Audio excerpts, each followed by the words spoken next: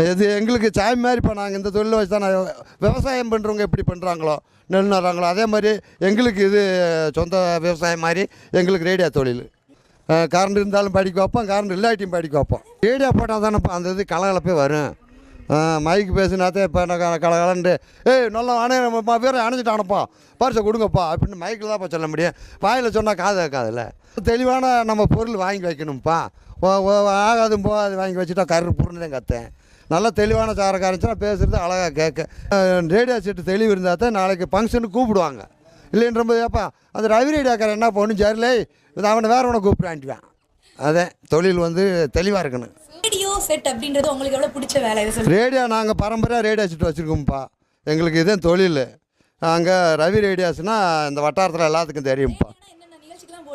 எல்லாம் ஆடலும் பாடலும் போடுவோம், கரகாட்டத்துக்கு போடுவோம், நாடகம், தர்ம நாடகம், சுந்தரி நாடகம்,